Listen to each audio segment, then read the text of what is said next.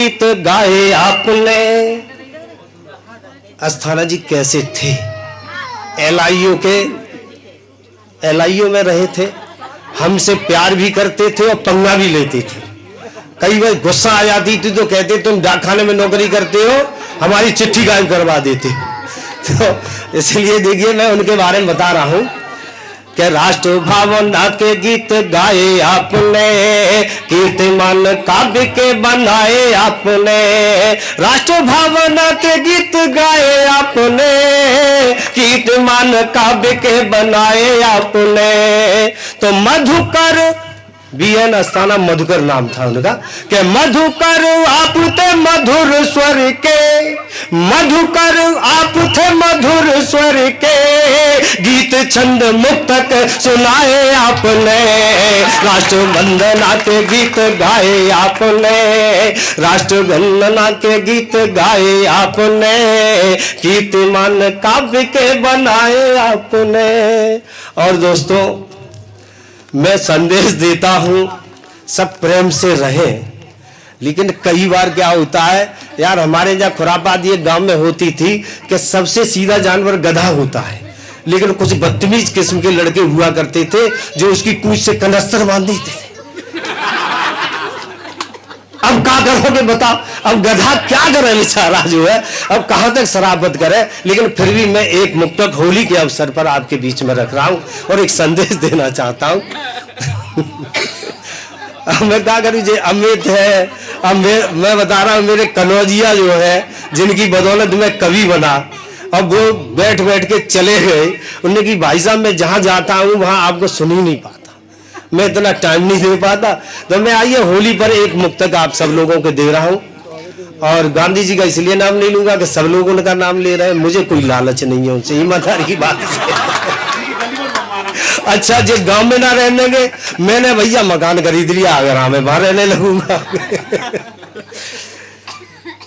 देखे साहब एक मुक्तक और देख लें जा आप सब।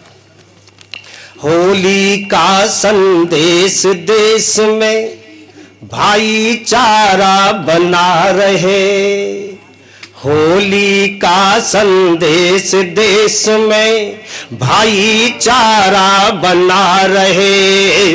भंग तरंग लिए रंगों का मौसम प्यारा बना रहे। तो दहन होलिका में कर दे हम मन की सारी कटताएं,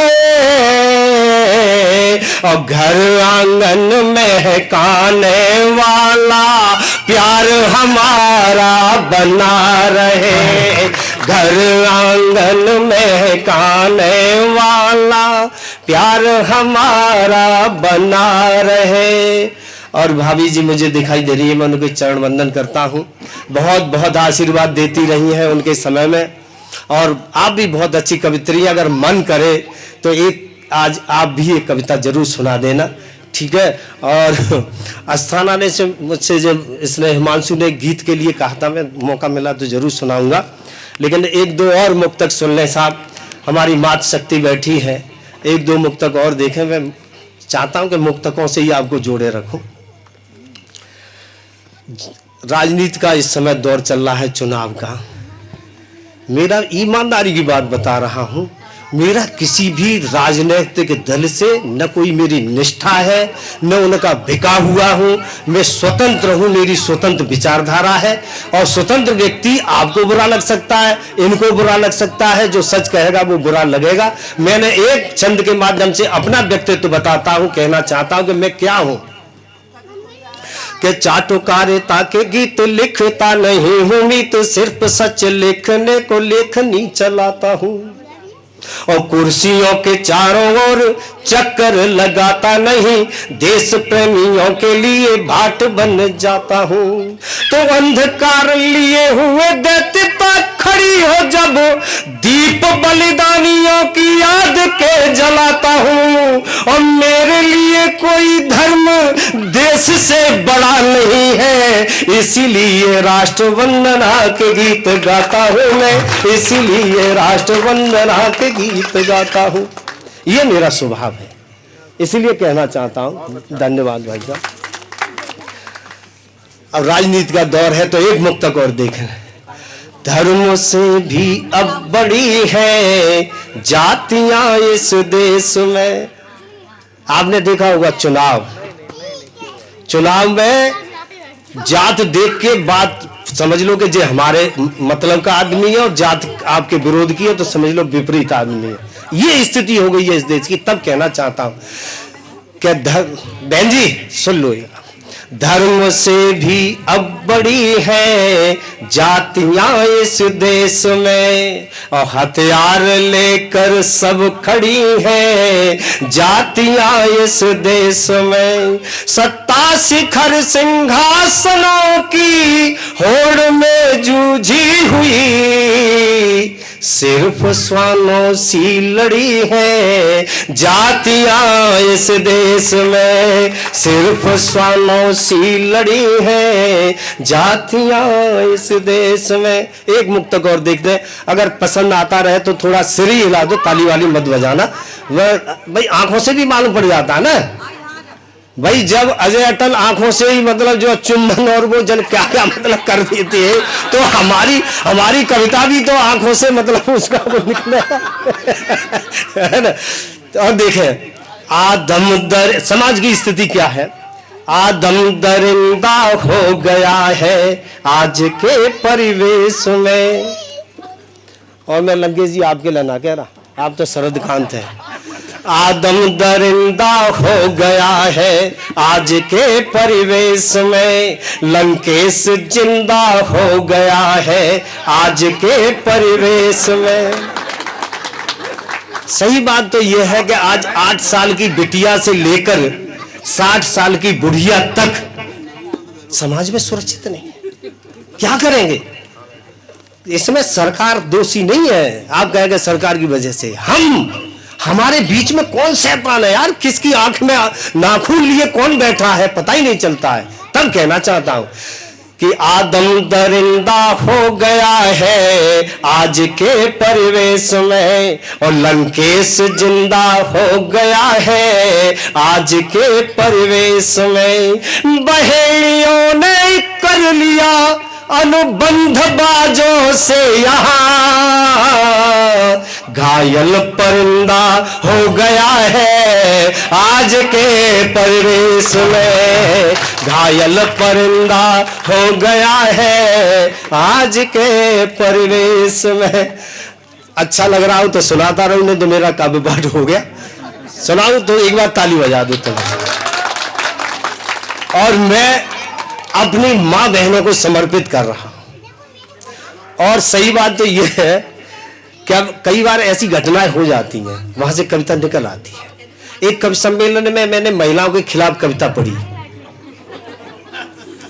और नीचे से एक प्राइमरी की टीचर आई, उसने मुझे पर्ची दी। अच्छा मैं ये समझा कि जो हमारी प्रशंसक है तो कोई गीत सुनने के लिए इसने कही होगी, तो हमने वो पर्ची रख ली जेब में। अब घर आकर के हमने देखा तो उसमें लिखा था कि भाई साहब महिलाओं की फेवर में कुछ लिखा हो तो पढ़ के सुनाओ।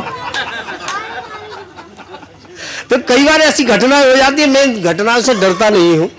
क्यों नहीं डरता हूं कि खुददार हूं, बस दोष इतना है विवादों के लिए। खुददार हूं, बस दोष इतना है विवादों के लिए और जुर्म से भी जा भिड़ा हूं नेक बातों के लिए।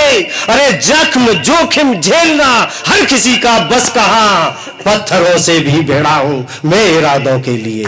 पत्थरों से भी भिड़ा हूं मैं इरादों के लिए। इसलिए कहना चाहता हूं कि अब देखें, मैं सभी मां बहनों को समर्पित कर रहा हूं और आपकी प्रतिक्रिया जानना चाहता हूं। और ये मुक्तक देखें, अलग अलग पौराणिक संदर्भ है लेकिन उनके अलग अलग करैक्टर हैं। कवि की दृष्टि है, जरूरी नहीं है कि मैंने जो लिखा है आप उससे सहमत हो, जरूरी नहीं है कि दूसरे कवि भी उसको लिखें। अपना अपना नजरिया है, अपनी अपनी दृष्टि से लिखा करता है कवि। देख, अनुसुईया के सम्मुखवा, अनुसुईया भी तो सब कहानी जानती है महिला है ना। अनुसुईया ये करैक्टर थे हमारी उसके। अनुसुईया के सम्मुखवा देवों की माया हार गई और सीता माता को कंचन के मृग की तृष्णा मार गई। जहां अजय जी ने कहा ना, मैं मेरा अपना मानना है भाई साहब, क्षमा चाहता हूं सब लोगों से, सीता मैया से यही गलती हुई थी बस, और इसी गलती की सजा पूरे जीवन भर उठाई। इस बात को मैंने अपनी पंक्तियों में लाने की कोशिश की है कि अनुसुईया के सम्मुखवा देवों की माया हार गई, सीता माता को कंचन के मृग की तृष्णा मार गई। लंकेश सुनो, सीता माता को कंचन के मृग की तृष्णा मार गई, तो चीर हरण से बची द्रौपदी दुशासन के हाथों, और विष का प्याला पीकर मीरा भवसागर के पार गई, विष का प्याला पीकर मीरा भवसागर के पार गई। ये हमारे पौराणिक संदर्भ में एक मुक्तक और मैं आपको दे रहा हूं, हो सकता है आपको थोड़ा बुरा लगे लेकिन सुन लेना।